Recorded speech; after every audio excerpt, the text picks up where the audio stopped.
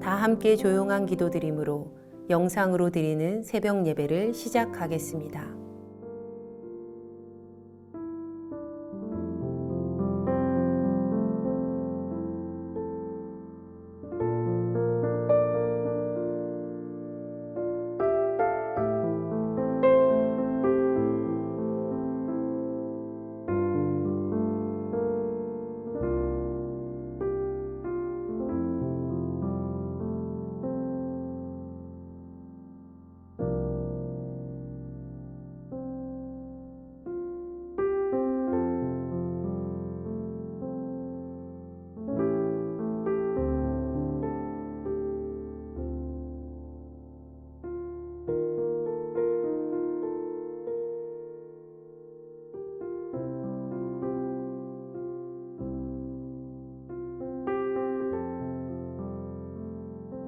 이제 주님 앞에 우리의 죄와 연약함을 고백하며 정결한 마음을 얻기 위해 기도합니다.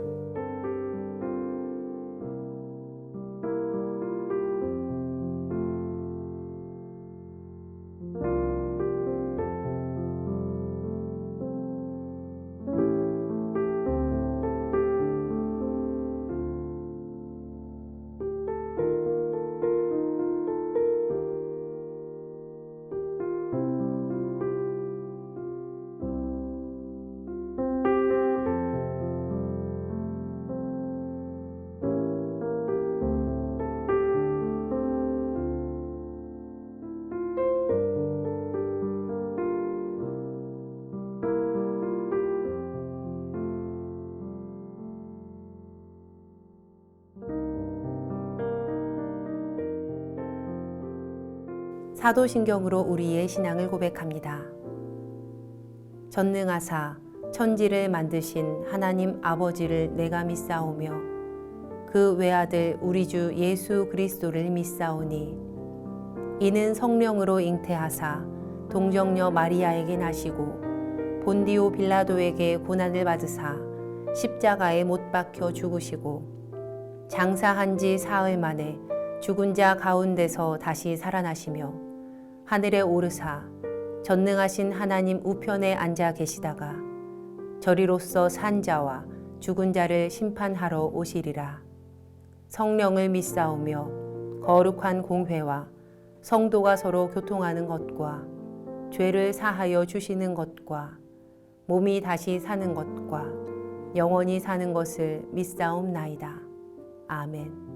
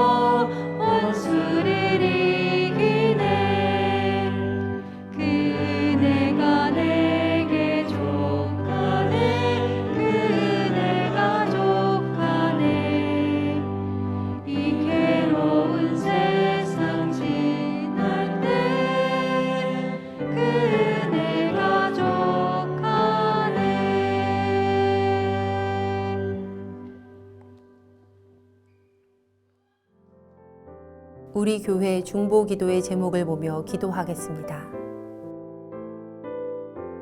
먼저 우리나라와 사회를 위해 중보합니다.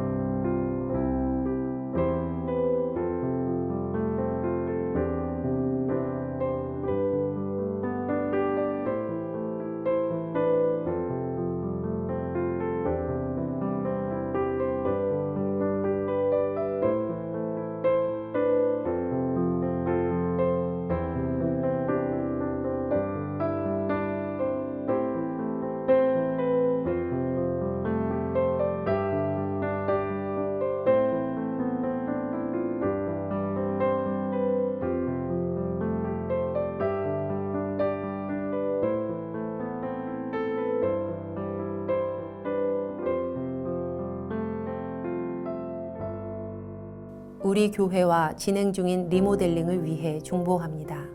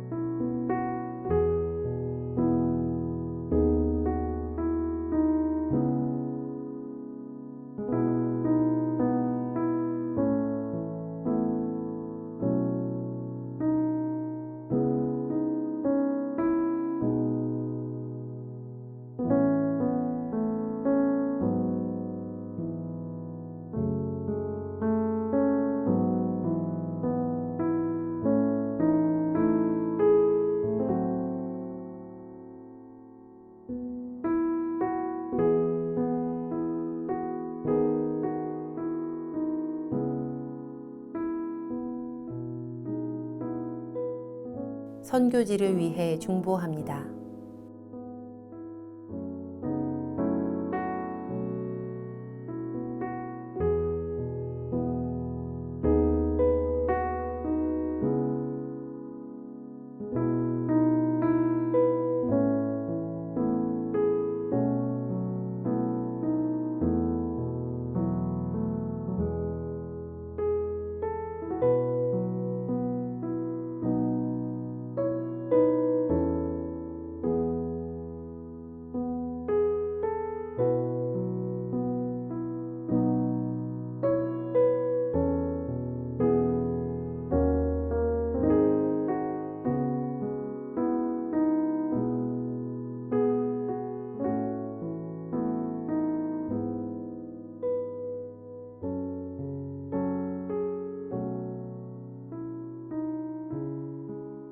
공동 기도문을 보며 한 목소리로 마무리 기도하겠습니다.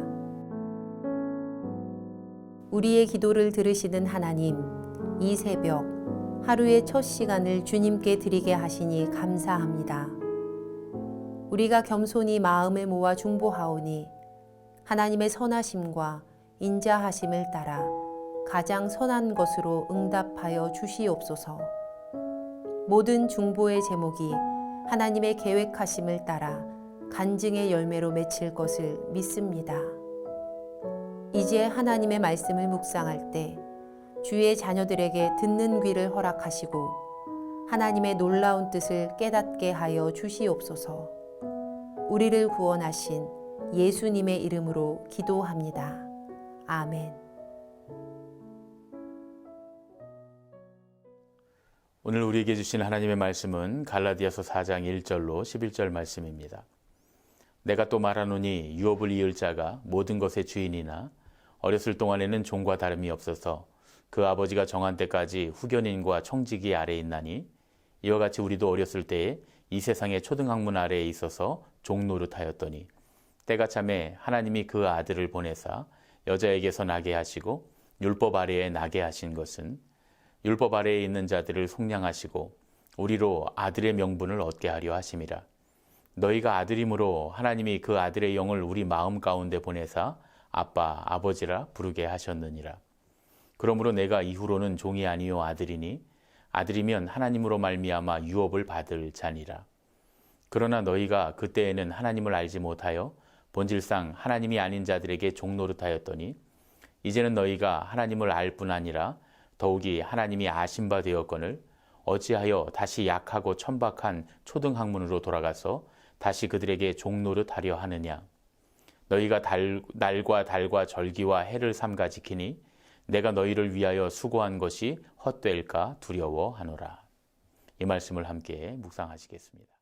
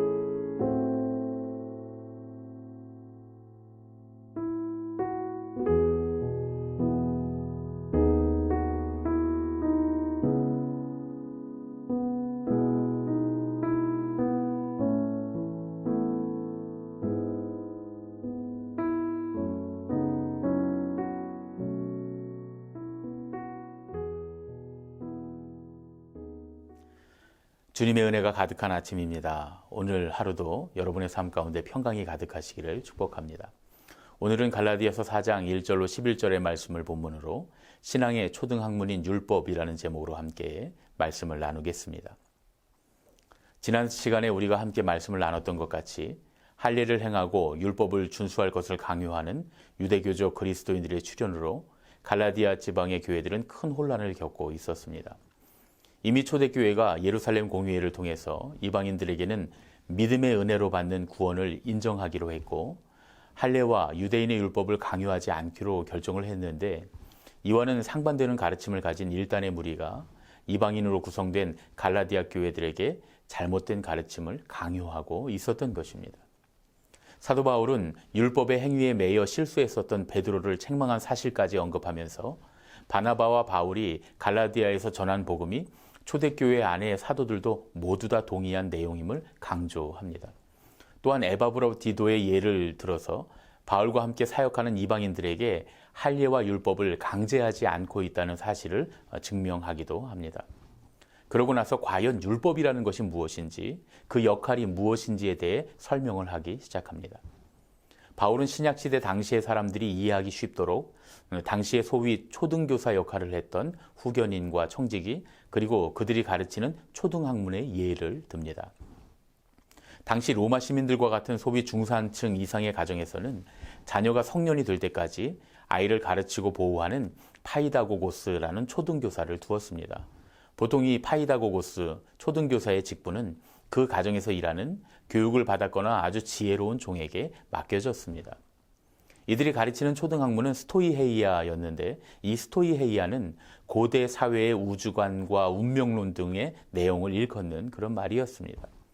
당시 사회의 신앙과 가치관의 배경이 되는 학문이었다고 볼 수가 있겠죠. 이런 초등학문은 철학과 수사학 등의 고등학문을 배우면서 거름처럼 사라져버리는 그런 기초학문이었습니다. 실제로 로마 시대의 시민 생활에서 적용되는 그런 학문은 아니었기 때문에 자녀들이 성장하면서 스토이헤이아는 쓸모없는 학문이 되는 것이었습니다. 초등학문은 그 자체로 분명한 역할이 있기는 하지만 성장한 자녀에게는 필요 없는 학문이었습니다. 사도 바울은 율법의 속성이 이러한 초등학문과 같다고 말씀합니다. 위대한 랍비 가말리엘의 제자로서 율법 학자였던 유대인 바울이 율법에 대해서 이렇게 초등학문으로 평가한 것은 참으로 놀라운 일입니다. 보통의 율법학자라면 율법의 가치에 대해서 더 높게 평가하고 주장하는 것이 인지상정이겠지만 오히려 율법을 누구보다 더 잘 알기에 복음을 경험한 바울은 율법에 대해 더 냉정한 판단을 할 수 있었던 것이 아닐까 싶습니다. 바울 당시의 사회에서 초등학문을 배우는 자녀는 모든 생활에 있어서 초등학문을 가르치는 종의 지시를 따라야만 했습니다. 가장 기초적인 생활 지침을 배우는 것이었기 때문이죠. 생활 수칙에 있어서만큼은 마치 그 가정의 주인이 아니라 종의 종처럼 행동을 하는 기간이 필요했던 것입니다. 하지만 자녀가 초등학문을 면하면 사정은 달라집니다. 이제는 초등교사도 본래의 자리인 그의 종으로 돌아갑니다. 이때부터 자녀들은 집주인의 자녀로서 부모의 권위를 그대로 이어받은 주인들이 됩니다. 그러면 이제는 초등교사나 초등교육에 얽매이지 않고 모든 생활에 자유가 주어지는 것이죠.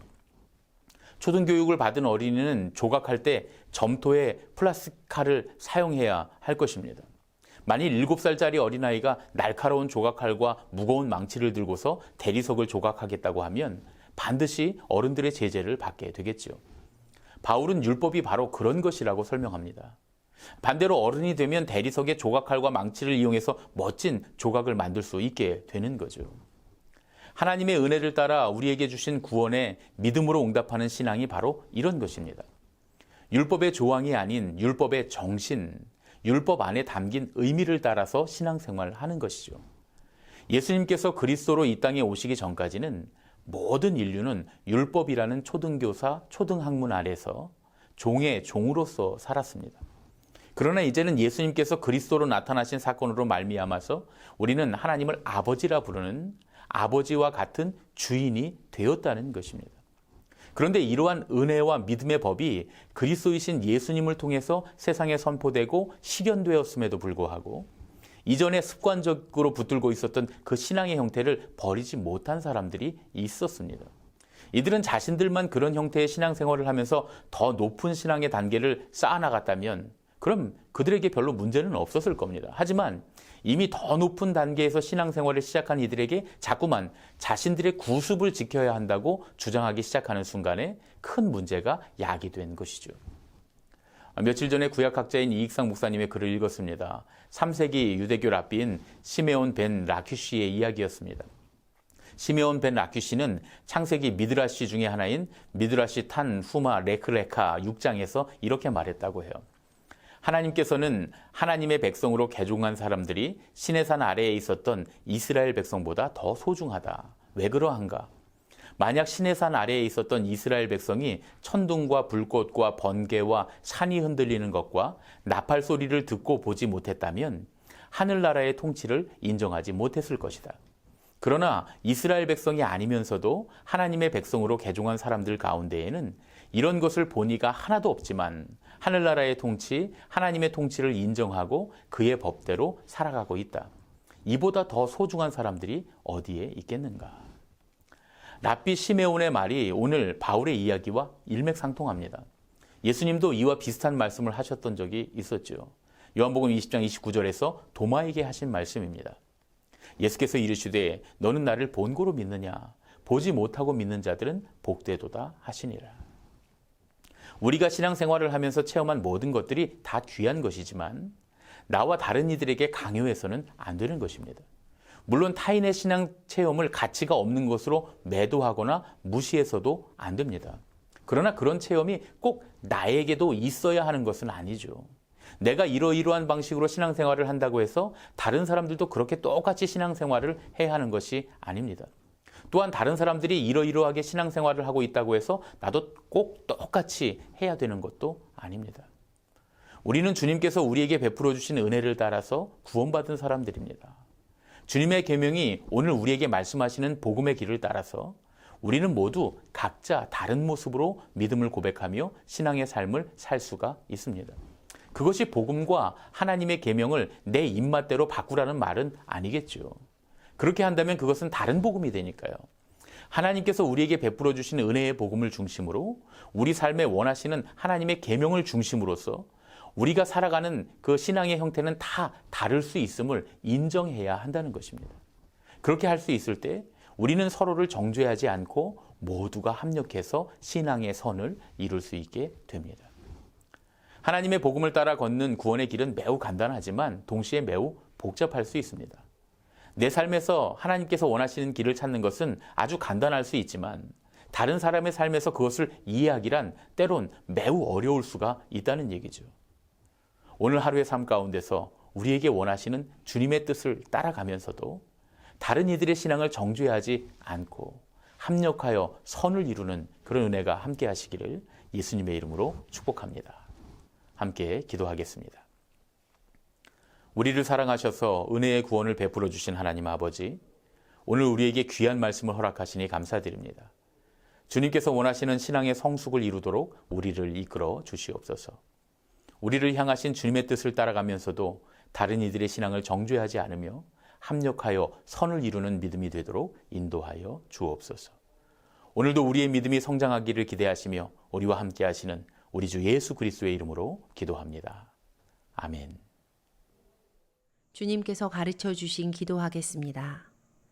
하늘에 계신 우리 아버지여, 이름이 거룩히 여김을 받으시오며 나라가 임하시오며 뜻이 하늘에서 이루어진 것 같이 땅에서도 이루어지이다.